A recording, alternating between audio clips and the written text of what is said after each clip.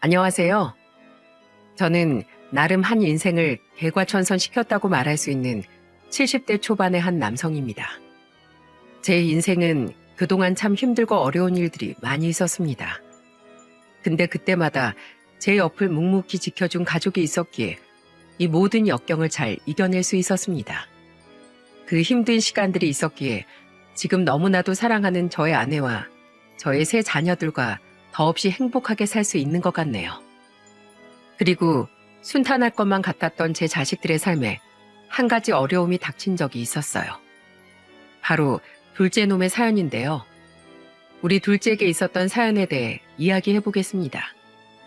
먼저 제가 세상에서 제일 사랑하고 가장 애틋하게 생각하는 저희 가족에 대해 먼저 소개를 해야 할 것 같네요.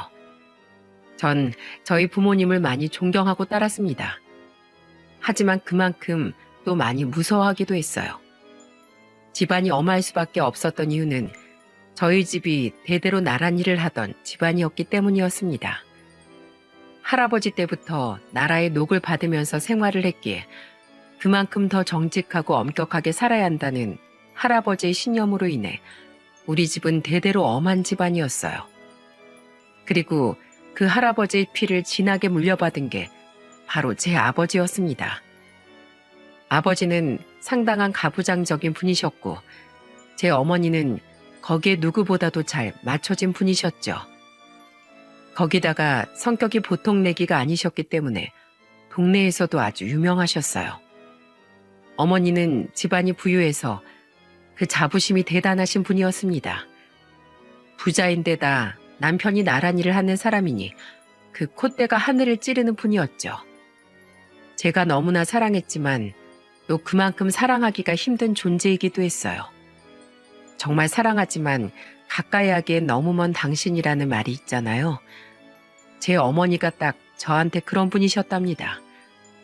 저는 제 어머니 때문에 다른 게 힘든 게 아니었어요. 그간 살면서 어머니와 제 사이에서 문제가 일어났던 적은 단 한 번도 없었습니다. 저희 형제들은 아버지를 따라서 모두 공무원이 되었고 그중 저는 높은 계급까지 올라가 있었기에 오히려 어머니의 자랑거리였죠. 언제나 어머니의 자랑거리였던 전 한순간에 불효자가 되어버리고 말았어요. 그 이유는 제가 지극히 평범한, 아니 너무나도 가난한 집안의 여자와 결혼을 했기 때문이었습니다. 아내와 저는 제가 자주 다니던 단골 식당집에서 처음 만나게 되었어요.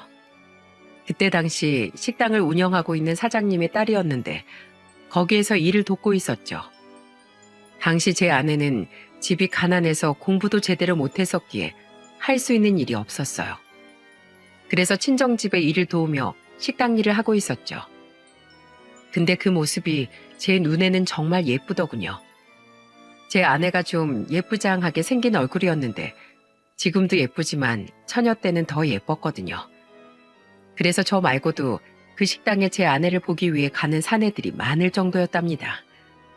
저도 그 중에 한 사람이었는데 다른 사내와 좀 다른 점이 있었다면 전 적극적으로 구애를 했다는 거예요. 저 말고도 몇몇은 용기 있게 구애를 하기도 했었는데 그녀의 마음은 제가 차지할 수 있었죠.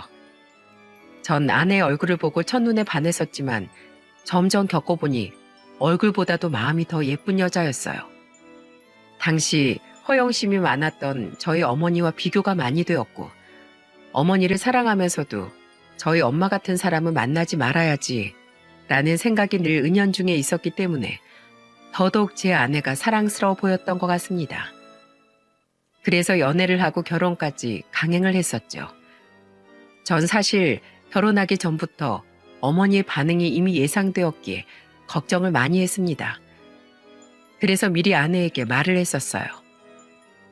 우리 결혼할 때 어머니가 많이 반대하실지 몰라. 항상 나한테 부잣집 여자 아니면 나란이라는 여자랑 결혼하라고 늘 말씀하셨거든. 근데 난 실제 그런 거 다 필요 없어. 그냥 당신이면 돼. 그러니까 그 역경 다 이겨내고 나랑 결혼해 줄 수 있겠어? 물론이지. 실은 좀 많이 무섭긴 한데 그래도 나 정말 잘해볼 거야. 당신 어머니에게 꼭 인정받을게요. 고마워. 대신 내가 진짜 당신 행복하게 해줄 거야. 당신 힘들지 않게 내가 잘할게. 난 그거면 돼요. 저에게는 아내의 말이 많이 위안이 되었습니다. 그래서 용기 내서 부모님께 아내에 대해 말씀드릴 수 있었죠. 근데 역시나 어머니의 반응은 좋지 않았습니다. 노발대발하면서 역정을 내시더라고요. 하지만 참하고 예의 바른 제 아내를 한눈에 알아본 제 아버지는 바로 허락을 해주셨습니다. 어머니의 반대가 너무나 심해 결혼이 순탄치는 않았지만 그래도 아버지의 지지로 저희는 어렵게 식을 올릴 수 있었어요. 저희는 부모님 집에서 합가해서 같이 살았는데 제 아내를 끔찍하게 싫어했던 제 어머니는 혹독한 시집살이를 시키셨습니다. 제가 옆에서 봐도 심하다 할 정도로 어머니는 시집살이를 심하게 시키셨어요. 당시엔 다들 그랬지만 손빨래를 하는데 한겨울에도 손빨래 시키면서 따뜻한 물을 일절 쓰지 못하게 하셨거든요. 그때는 보일러가 제대로 있던 시대가 아니라 뜨거운 물을 쓰기 위해선 늘 미리 물을 끓여서 데워야 했는데 불 아깝다며 그것도 못하게 하셨어요. 그러니 그 추운 겨울에 손빨래 하기가 얼마나 고통스러웠겠습니까? 제가 생각해도 참 고약한 심보더군요. 그런데도 심지어 저희 어머니는 친정이 부유한 집안이었기 때문에 나중엔 집에 세탁기를 들였는데도 불구하고 그 세탁기조차 못 쓰게 하셨죠. 한 번은 제 아내가 아주 추운 겨울날 정말 손빨래 하기가 힘들었는지 새로 들인 세탁기를 쓰고 있었어요. 근데 그걸 발견한 어머니가 이렇게 나오더라고요. 야, 너 지금 뭐해? 이게 지금 너 쓰라고 들여놓은 건 줄 아냐? 어디서 감히 내 허락도 없이 세탁기를 써? 당장 그만 안 둬? 빨리 세탁기 끄란 말이야. 어머니, 정말 오늘은 손빨래 하기가 너무 힘들어요. 이것 좀 쓰게 해주시면 안 될까요? 안 돼. 절대로 안 돼. 너한텐 이것도 아까워. 네 손을 써라, 손. 어머님, 그럼 저 따뜻한 물이라도 좀 데워서 쓰게 해주세요. 저 정말 손가락이 다 굳어버릴 것 같아서 그래요. 안 된다고 글쎄. 얘가 갑자기 왜 이래? 나 땐 추운 겨울에 내과에서도 그냥 손빨래하고 그랬어. 나도 다 해본 거야. 손 절대로 안 굳으니까 빨리 나가서 손빨래 해. 어서. 네, 어머니. 저는 아내와 엄마의 대화를 듣고는 정말 기겁하는 줄 알았습니다. 아무리 시댁살이가 심하다고 해도 이건 정도가 너무 지나치다는 생각이 들었어요. 그래서 우연히 이 대화를 듣던 제가 바로 어머니에게 가서 단호하게 말씀을 드렸죠. 어머니, 그만하세요. 이 사람 이러다 병나겠어요. 며칠 전에 몸살 때문에 거의 죽다 살아난 거 아시잖아요. 왜 그렇게 이 사람 못 잡아먹어서 안달이신 거예요? 예? 이제 제발 그만 좀 하세요. 이게? 야, 너 지금 누구 편을 드는 거냐? 나 네 엄마야. 배 아파 너 낳았기는 네 엄마라고. 어따 대고 지금 큰 소리를 내, 큰 소리를 내길. 아이고 여봐요 사람들. 내 아들이 엄마 잡아 죽여요. 잡아 죽여. 제가 한 번 대더니 어머니는 뒤로 자빠지면서 난리를 치기 시작하셨습니다. 어머니의 소란에 아버지까지 나오시게 되었죠. 아버지의 호통으로 인해 엄마의 소란에 쏙 들어갔고 그날 아버지는 아예 빨래도 다 하지 말라고 하셔서 아내는 그대로 안방으로 들어가 쉴 수 있었습니다. 이런 일들이 비일비재했어요. 오히려 그렇게 한 번 난리통이 난 이후엔 어머니는 더 심하게 아내를 대하곤 했었죠. 그뿐이 아니었어요. 저희 집은 큰 집이었기 때문에 명절이나 제사 때가 되면 늘 저희 집에서 모였었는데 그 음식 준비를 제 아내가 거의 혼자서 준비를 해야 했습니다. 어머니에겐 다른 며느리들도 있었지만 그들 다 부유한 집안의 여식들이었기에 어머니의 예쁨을 받는 터라 굳은 일을 하지 않았어요. 그러니 제 아내만 얼마나 서러웠겠습니까? 그런데도 제 아내는 인상을 거의 찌푸리는 일이 없었어요. 그저 제 어머니한테 늘 웃는 얼굴로 한결같이 대답을 하더군요. 제 아내가 살면서 제일 많이 한 말은 아마도 네 어머니 아마 이 말일 겁니다. 물론 한 번씩 힘이 들면 내색도 하고 그랬었지만 그건 사람인지라 어쩔 수 없는 거였어요.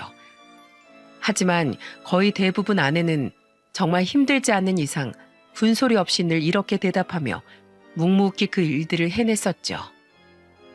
한 번은 아내가 혼자서 찬물로 설거지를 하고 방에 들어왔는데 손이 다 부르트고 갈라져서 피가 나더라고요. 피로 얼룩진 그 손등을 보면서 제가 눈물이 나서 말했습니다. 여보, 당신 이렇게 고생하는데도 나랑 같이 살고 싶어? 우리 어머니가 이렇게 괴롭히는데도 우리 어머니 안 미워? 당연하죠. 왜 미워요? 이미 제가 다 각오하고서 결혼한 건데. 그리고 난 우리 어머니 마음이 이해가 가요. 당신이 얼마나 아깝겠어. 이렇게 인물도 좋고 능력도 좋고 마음씨도 좋은 사람을 나 같은 사람한테 장가 보냈는데 난 다 이해해요. 나라도 아마 어머니처럼 그랬을 거야. 내가 참 복이다. 당신 같은 사람이랑 결혼을 하다니. 나도 어머니랑 싸운다고 싸우는데도 도통 변하질 않으시니 내가 참 당신한테 면목이 없소. 아니야. 난 당신이 이렇게 내 편이 되어주는 것만으로도 고마워요.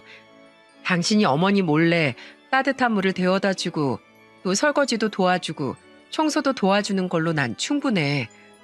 게다가 내가 이렇게 늦게까지 주방일 하다가 들어오면 얼른 나 쉬라고 이불까지 깔아놓고 기다리잖아. 난 그걸로 됐어. 이걸로 충분해. 지금 생각해보면 절대로 이 시대엔 이런 시집살이 가지고 못 버티는 시대지만 제가 살던 이때는 아무리 시댁살이가 심한들 참고 사는 경우가 많았어요. 근데 이 시댁살이를 억지로 하는 사람이 많은데 제 아내는 아니었습니다. 진심으로 제 부모를 공경하며 살았죠. 그런데도 제 어머니는 제 아내의 마음은 몰라준 채 참 독하게도 결혼하고 나서 10년이 훌쩍 넘는 시간 동안을 그렇게 제 아내를 괴롭혀댔어요. 그러다 제 어머니의 마음이 완전히 뒤바뀌게 된 계기가 생기게 되었습니다. 그건 바로 저희 어머니의 병 때문이었죠. 어머니는 당시 췌장암에 걸렸습니다. 암을 고치기가 너무나 어려운 시대였고 췌장암은 특히나 더 힘든 암이었기에 제 어머니는 속수무책으로 병상에 누워있다 돌아가실 수밖에 없었죠. 췌장암이었기에 병세가 심해질수록 제 어머니는 대소변도 가리지 못했어요. 그 자리에 누워 대소변을 가릴 수밖에 없었는데 그건 가족으로서 보기가 너무나도 힘든 일이었죠. 근데 그때 두 발 벗고 나선 게 바로 제 아내였어요. 제 아내는 그 힘들다는 병수발을 혼자서 다 들었습니다. 다른 며느리들은 다들 따로 살고 있었는데 시어머니가 아프다는데도 그리 신경을 쓰질 않았어요. 유일하게 제 아내만 어머니 곁에 딱 붙어서 대소변을 다 받아내고 몸에서 냄새나 어머니가 힘드실 거라며 하루에도 몇 번이고 수건으로 어머니의 몸을 닦아냈죠. 그 모습은 저도 제 아버지도 눈물 짓게 만들었답니다. 꼼짝없이 누워 그 병수발을 받고 있는 어머니는 더 말할 것도 없었고요. 그저 하염없이 눈물만 흘릴 뿐이셨어요.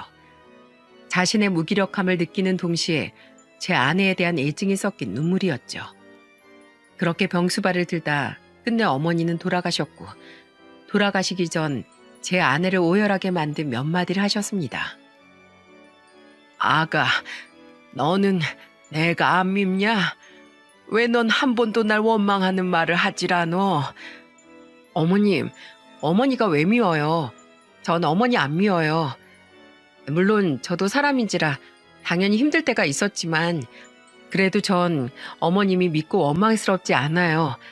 이미 다 각오하고 한 결혼이었는걸요. 전 어머니와 함께하는 식사가 기다려질 만큼 어머님이 좋았어요. 늘 칭찬을 인색하셨지만 그래도 제 시래기국 드실 때마다 맛 좋다 해주시는 그 한마디가 저한텐 정말 큰 힘이었어요. 어머님, 더 오래 살아주세요. 몸도 마음도 힘드신 거 잘 알지만 그래도 제가 얼마든지 병수발 들 수 있으니까 더 오래만 살아주세요, 어머님. 내가 왜 그랬을까? 이렇게 예쁜 너였는데 내가 왜 그렇게 모질게 했을꼬? 미안하다, 아가. 내가 어리석었어. 이 손, 이 거친 손, 이거 다 나 때문인데 내가 너한테 손 한 번 따뜻하게 잡아준 적이 없었구나. 정말 미안하다. 어리석은 날 용서해다오. 늘 나만 보면 예쁘게 웃던 그 얼굴이 눈만 감아도 아른거리는데 이런 널 두고 내가 어찌 떠날꼬. 이제야 네가 귀한 줄 알았는데 너한테 더 잘해주고 떠나야 하는데 내 손으로 따뜻한 밥 한 번이라도 좀 해주고 내가 떠나야 하는데 내가 그동안 너무 잘못 살았어. 너무 한심하게 살았어. 이리 오렴. 나 좀 안아다오. 내가 기운이 없어. 널 안아주고 싶은데 도저히 일어나지지가 않는구나. 그나마 내 몸에 온기가 남아있을 때 한 번이라도 더 널 안아주고 싶구나. 내 대신에 네가 날 좀 안아다오. 이리 와. 어서 와라, 아가. 어머니, 어머니. 제 아내는 누워있는 어머니를 꼭 껴안았고 어머니는 없는 힘을 짜내어 엎드린 채로 자신을 안아주고 있는데 아내의 등을 토닥여 주셨어요. 내 사랑하는 며느리, 고맙다. 정말 고마워. 그렇게 말씀하신 후 저희 어머니는 일주일도 채 안 돼서 돌아가셨습니다. 그리고 돌아가시는 순간까지도 제 아내의 손을 꼭 잡고 계셨어요. 늘 자랑스러워하던 제 손보다도 어머니는 제 아내의 손을 더 꼭 잡아주셨죠. 어머니의 죽음은 모두에게 큰 슬픔을 안겨주었고 제 아내는 누구보다도 힘든 시간을 보냈습니다. 그러면서도 아내는 홀로 남은 아버지까지 자신이 모셔야 한다며 끝까지 분가를 하지 않더군요. 다행인 건지 불행인 건지 모르겠지만 어머니가 돌아가신 후 얼마 안 되어 아버지도 연이어 돌아가셨고 그렇게 아버지까지 잘 보내드리고 나서야 제 아내는 비로소 자유의 몸이 되어 누군가의 며느리가 아닌 오롯이 제 아내, 우리 아이들의 엄마로만 살 수 있었죠. 아버지가 돌아가신 이후엔 아버지가 물려주신 재산으로 새로운 거처에 이사를 할 수 있었고 우리 가족은 더 가까워졌고 더 애틋하게 지냈습니다. 그리고 아내는 그때부터 민물 매운탕 식당을 차려 일을 시작했어요. 그 사이 아이들은 훌륭하게 잘 자라줘서 애들 다 번듯한 직장을 가지게 되었는데 그 중에서도 둘째는 저를 따라서 공무원이 되었습니다. 저는 다른 놈들보다도 둘째가 그렇게 마음이 가더라고요. 물론 내 자식 새끼들은 누구든 다 예쁘고 사랑하지만 둘째 놈은 특히나 더 마음이 갔습니다. 그 이유는 다른 애들보다도 유독 지 엄마 성품을 쏙 닮아서 온순하고 정이 많았기 때문이었죠. 인물도 지 엄마를 제일 많이 닮은 게 둘째였어요. 첫째랑 둘째가 아들이고 셋째가 딸이었는데 딸인 막내보다도 더 지 엄마 얼굴을 쏙 빼다 박은 게 둘째였죠. 어릴 적부터 늘 집안일로 고생하는 지 엄마를 졸졸 따라다니면서 도운 것도 바로 둘째였고요. 저녁이면 학교에서 돌아와 지 엄마 어깨를 주물러주고 할머니 병수발 드는 지 엄마를 따라 할머니 똥 오줌까지 같이 받아낸 것도 둘째였습니다. 한 번은 둘째가 초등학생이었을 때 지 할머니에게서 지 엄마를 제일 많이 구출해 준 것도 둘째 놈이었어요. 한 번은 제 아내가 실수로 그릇을 깬 적이 있었는데 그때도 어머니가 아내를 지나치게 혼낸 적이 있었습니다. 야, 이 닭대가리야. 네가 지금 살림을 한 게 얼만데 아직도 그릇을 깨먹길. 너 이게 얼마나 귀한 그릇인 줄 알아? 이건 지금 어디 나가도 못하는 건데 이제 어쩔 거야? 어쩔 거냐고. 당시 아버지는 마실 나가고 안 계셨기 때문에 어머니 마음 놓고 큰 소리로 아내에게 호통을 치셨어요. 저는 저희 부부 방에 있다가 무슨 일인가 싶어서 얼른 나가서 수습을 하려는데 저보다도 한 발 빠른 놈이 있었습니다. 네, 맞아요. 바로 둘째 놈입니다. 둘째는 엄마 실수에 또 할머니가 호통을 치자 지 할머니 앞을 딱 막아서더라고요. 그 작은 놈이 두 팔 벌려서 지 엄마 할머니 사이를 가로막으면서 이렇게 말을 합디다. 할머니, 왜 엄마한테 또 소리 질러요?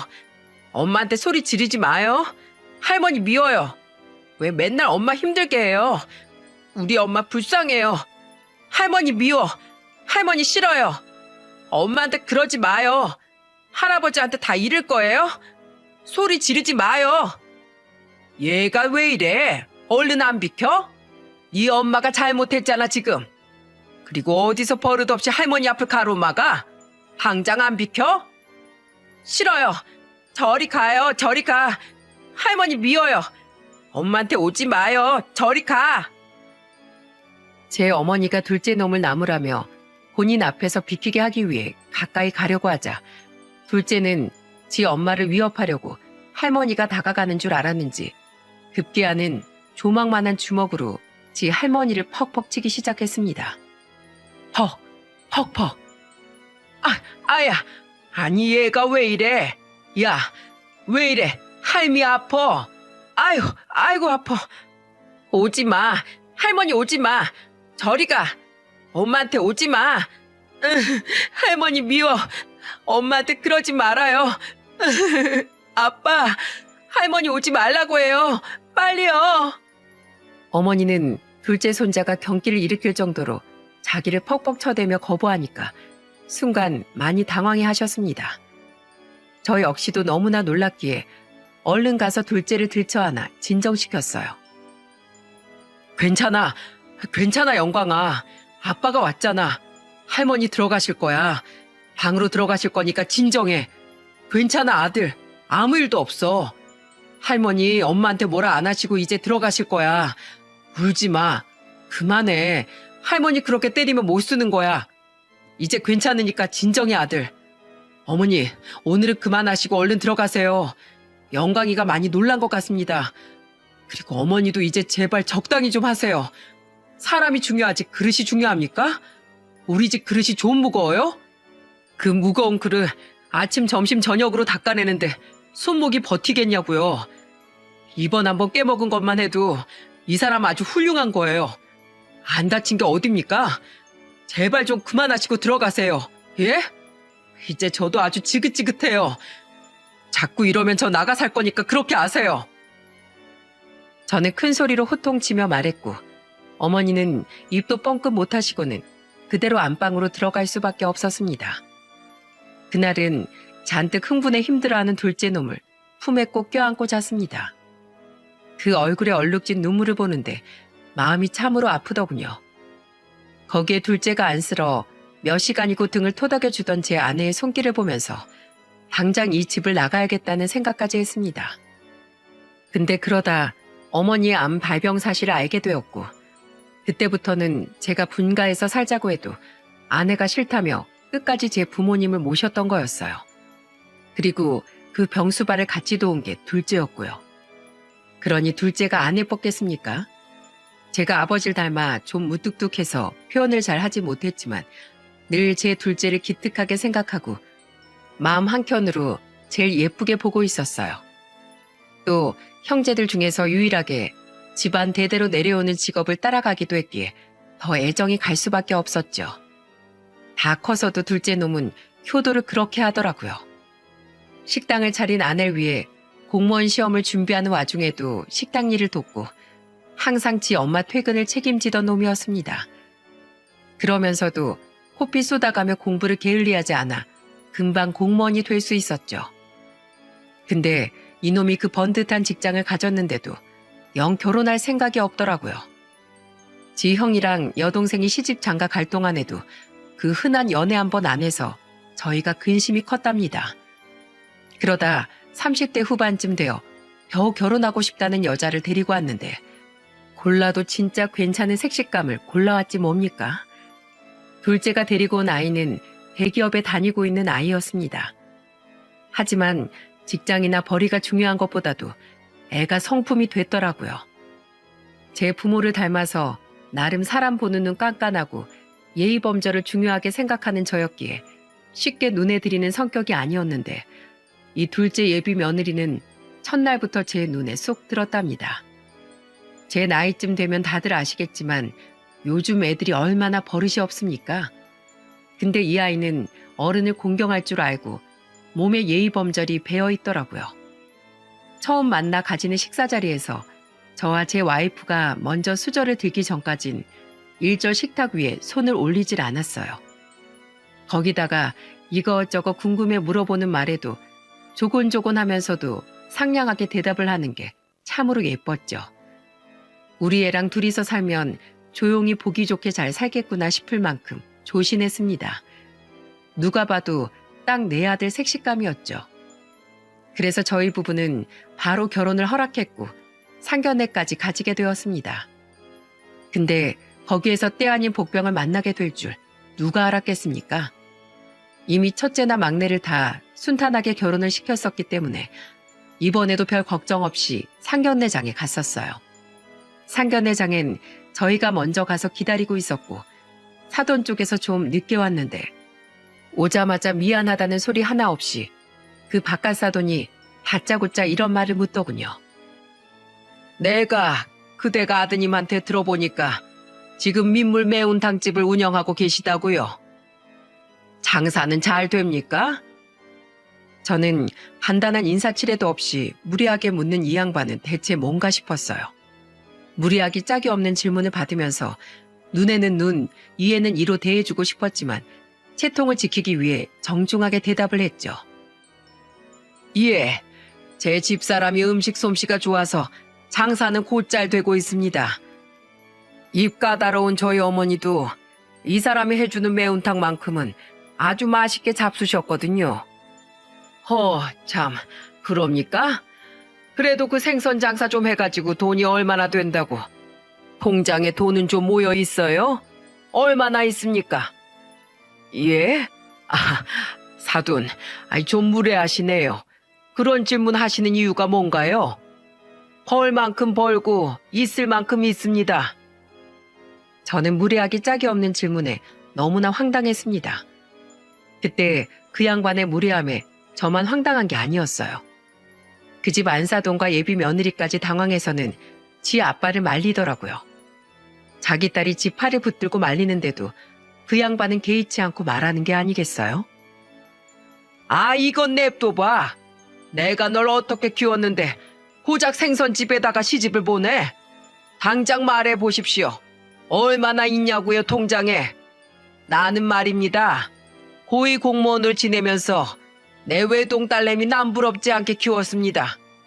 그래서 얘 지금 대기업 다니면서 빵빵한 선자리가 아주 줄줄이 서 있는 상태였고요. 근데 갑자기 공무원이랑 결혼하고 싶다길래 어떤 집안의 아들놈인가 한번 보기라도 하려고 나왔습니다. 근데 나와보니 영 신통치가 않네요. 뭐요? 솔직히 말해볼까요? 지금도 내 딸하고 결혼하고 싶어서 줄 서 있는 집안 많소. 의사에 변호사에 세무사에 그런 남자들이 쭉 깔렸는데 당신 같으면 그런 집안의 딸을 시집 보내겠소? 당신 같은 생선국 파는 구멍가게 시집 보내고 싶겠습니까? 집안의 수준차가 나도 정도껏 나야지. 에이, 뭐요? 야, 이 양반아. 그래, 나 지금 통장에 300만 원 있다. 어쩔 거요? 말해보쇼. 조망만한 매운탕집 운영하면서 그래도 내 자식들 2명 시집장가 잘만 보냈소. 왜 이래? 뭐? 300만 원? 내가 참말로 기가 막혀서 원. 지금 고작 300만 원 가지고 감히 내 딸을 넘본다는 거요? 절대로 안 되지. 이 결혼 난 절대로 못 시켜. 내 딸 그쪽 집안에 시집 절대로 안 보낼 테니 그런 줄 아슈. 야, 이 양반아. 나도 그딴 집에 내 아들 장가 안 보내. 이게 어따 대고. 야, 너 고위 공무원으로 퇴직했다고 했지? 너 몇 급으로 퇴직했어, 이 자식아? 너 이름 딱 대. 나도 예전에 고위 공무원으로 있다가 퇴직한 사람이야. 지금도 모임 나가면 과거 장관, 차관 출신들 다 쫙 깔려 있다고. 너 아주 혼쭐을 내줘야겠다. 딱 보아하니까 나보다 나이도 어린 놈인 것 같은데 너 이름 뭐야? 이름 대봐. 너 아주 혼쭐이 좀 나야겠어. 뭐야? 당신이 고위 공무원이었다고? 당신이 누군데? 이름이 뭔데? 내가 지금 바로 알아볼 거야. 당신 먼저 이름 대. 나 김동명이다, 이 양반아. 당장 물어봐. 바로 전화해서 내 이름이 있나 없나 확인하라고. 점점 우리의 말다툼은 유치해졌지만 전 질 수 없었습니다. 감히 내 마누라 식당을 모욕한 것도 제 아들놈을 무시한 것도 용서할 수가 없었거든요. 그래서 본때를 보여줄 작정으로 처음으로 제 직업을 사사롭게 이용했고, 이 상대방 예비사도는 곧바로 어딘가로 전화를 해서는 제 이름에 대해서 묻는 듯 했어요. 저기 선배님, 혹시 선배님 중에 김동명이라고 과거에 근무하신 분 계신가요? 역시나 확인을 해보니 제 이름이 예전 고위공무원 명단에서 확인이 되었고, 제 퇴직 연도까지 물어보길래 당당하게 대답해줬더니 그제야 모든 사실을 다 확인하고서 망연자실하듯 절 쳐다보더군요.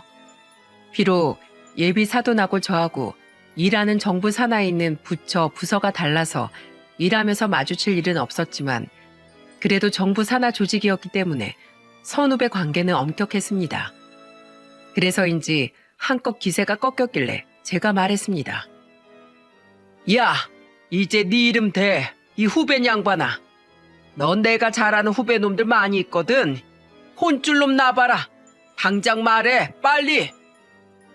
이제야 자기가 막다른 길에 몰렸다는 걸 깨달았는지 그 기고만장하던 기세는 어디 가고 비굴하게 굽신거리기 시작하더군요. 저는 그 모습조차 황당스럽고 어이가 없었습니다. 그래서 마지막 한 방을 날려주었죠. 야, 후배 양반.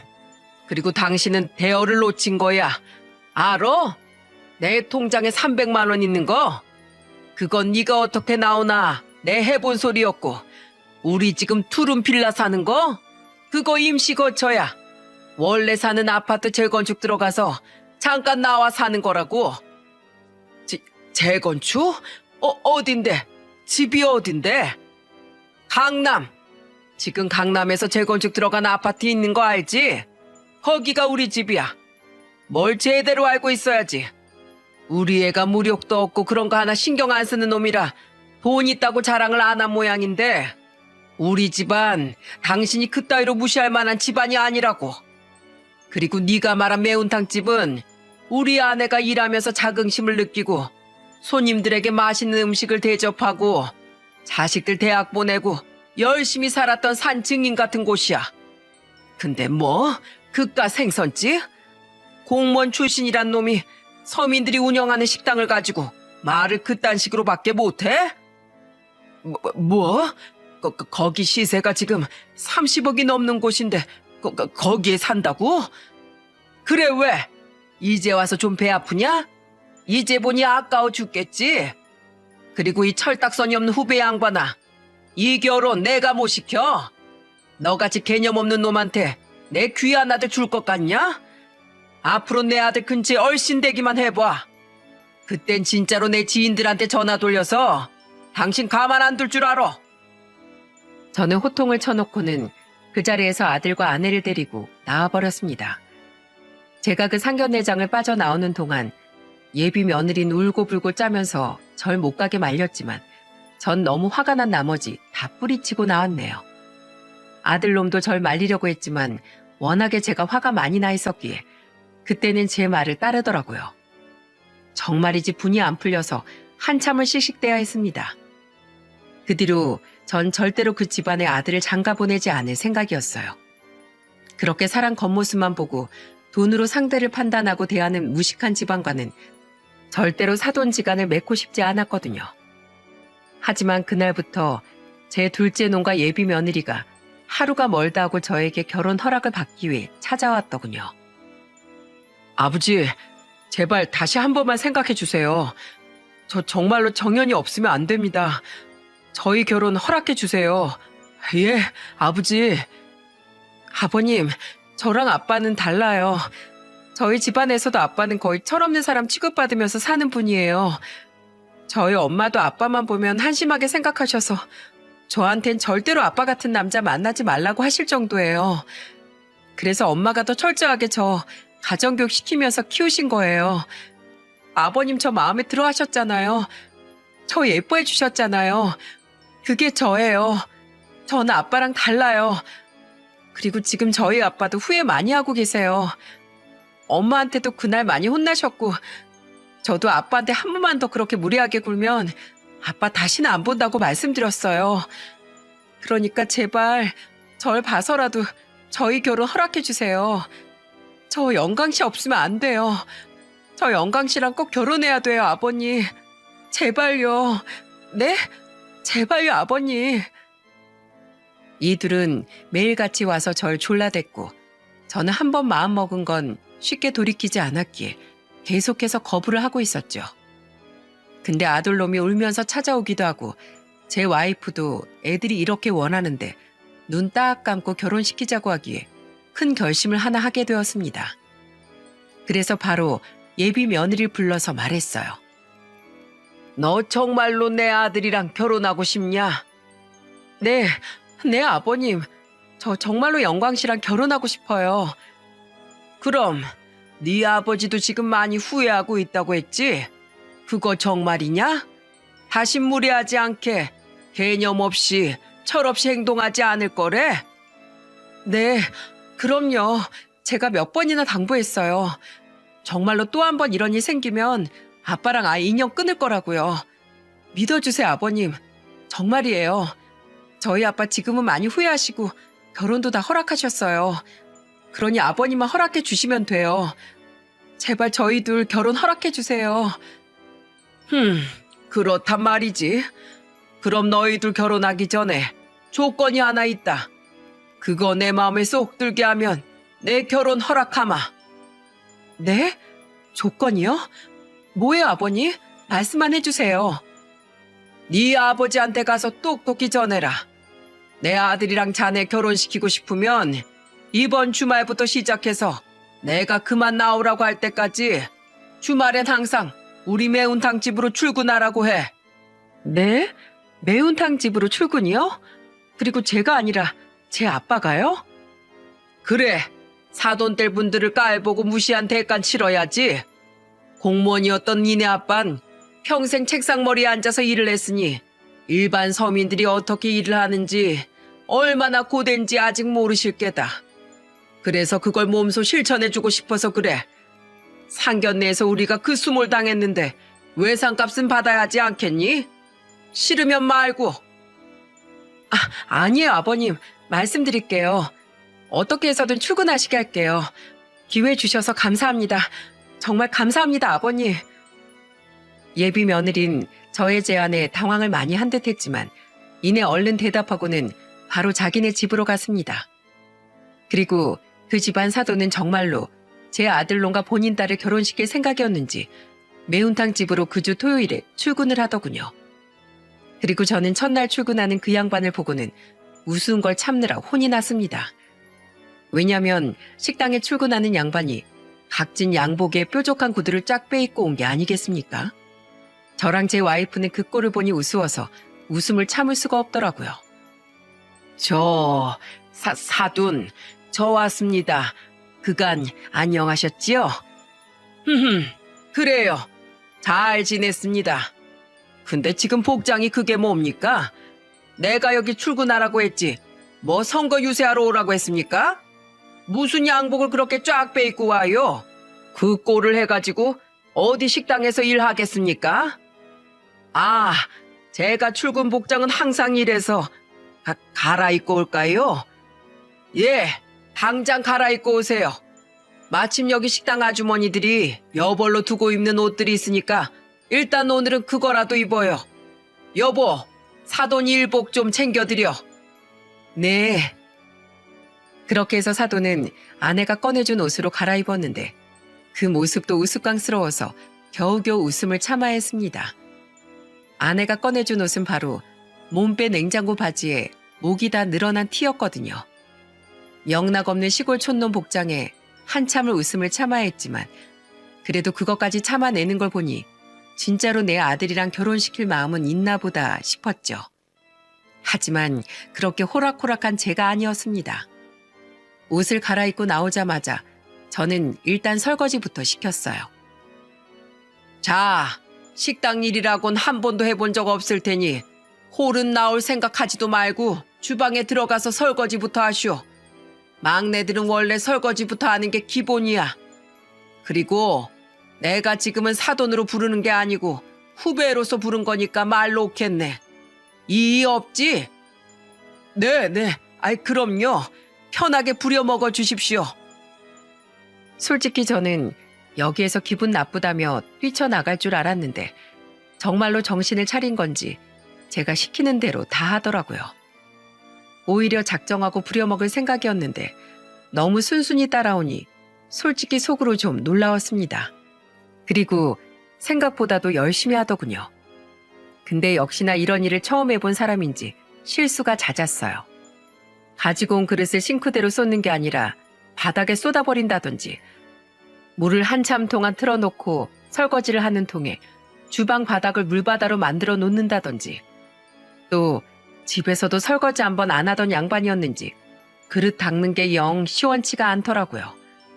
물론 식기세척기가 있었지만 그래도 어느 정도 손빠르게 그릇들을 치워야 했는데 그게 안 되더군요. 아, 이 사람아. 지금 바빠 죽겠는데 설거지 그렇게 느려 터지게 하면 어쩌자는 거야? 그리고 그릇이 죄다 안 깨지는 것들이라 다행이지. 사기 그릇이면 어쩔 뻔했어? 뭔 놈의 싱크대에 구멍이 뚫렸나? 그릇들이 싱크대로 안 들어가고 왜 바닥으로 떨어지냔 말이야? 똑바로 안 해? 사돈, 허리가 너무 아픕니다. 이런 일 처음 해보는데 정말 너무 어려워요. 정말이지 너무 힘듭니다, 사돈. 그럼 뭐 돈이 쉽게 벌리는 줄 알았어? 사무실에서 서류나 몇 장 넘겨가면서 보면 그게 일 다 아는 건 줄 알았지?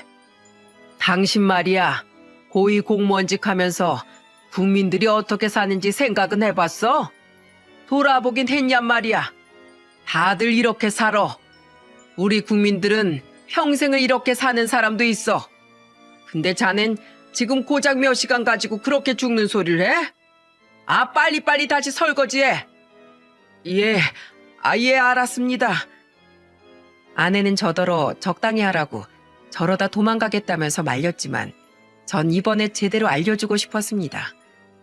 우리 국민들 중엔 단 한 사람도 무시할 만한 사람이 없고 다들 힘들게 돈 벌어먹고 산다는 걸 알려주고 싶었어요. 이건 제 할아버지 때부터 늘 저에게 입버릇처럼 말해주시던 거였고 아버지도 마찬가지였습니다. 그래서 이참에 제대로 한번 가르쳐주고 싶어서 더 혹독하게 했네요. 물론 여기에서 굴복하지 않으면 그런 못돼 처먹은 개념 없는 집안에 내 아들을 장가보낼 생각도 없었고요. 근데 의외로 저의 이런 혹독한 대우에도 잘 버티고 끝까지 하더라고요. 허리도 아프고 자존심도 상할 건데 참 의아할 정도였습니다. 그래서 전 그날 밤 9시에 식당 일을 모두 마감하고 제가 또 한 번 불러세웠습니다. 어이, 후배. 오늘은 나랑 술 한잔 함세. 예? 아, 예, 사돈. 그렇게 하시죠. 아내는 우리 술상만 차려주고서 퇴근을 했고 저와 사돈만 둘이 남아 이야기를 하게 되었습니다. 오늘 하루 우리 식당에서 일하면서 뭘 느꼈는가? 예, 그게 사돈이 힘들게 돈 벌고 계시는구나 싶었습니다. 그렇지? 돈 버는 게 여간 힘든 게 아니지? 근데 그 힘든 일을 왜 꾸역꾸역 했는가? 안 하고 그냥 도망가도 됐을 텐데. 제가 여기에서 도망가 버리면 제 딸이랑 결혼 못하게 한다고 하셨는데 어찌 그럽니까? 제 딸이 저한테 신신당부를 했어요. 어떻게든 버티라고. 저 때문에 파토난 결혼 무조건 책임지라고. 그만큼 제 딸이 영광이를 많이 좋아하는 것 같더라고요. 영광이랑 결혼 못하면 제 얼굴 다시는 안 본다길래 그래서 꾹 참고 했습니다. 그리고 제 아내도 정연이 파혼하면 평생 벽에 똥칠할 때까지 혼자 살라고 협박하길래 저도 어쩔 수 없이 등 떠밀려서 나온 거나 마찬가지였죠. 단순히 자네 딸만 생각하고 그런 게야? 난 자네가 이번 기회에 다른 것도 좀 느꼈으면 했는데 말이야. 사돈 의도가 뭔지 압니다. 처음엔 몰랐지만 나중에 가니까 알겠더라고요. 우리 국민들이 얼마나 힘들게 또 치열하게 사는지 알게 해주고 싶으셨던 게죠? 예, 사실은 저 몰랐습니다. 아니, 알려고 하지도 않았었죠. 전 그저 좋은 집안에서 태어나 좋은 환경에서 공부만 하다가 대학까지 나오고 공무원이 되었으니까요.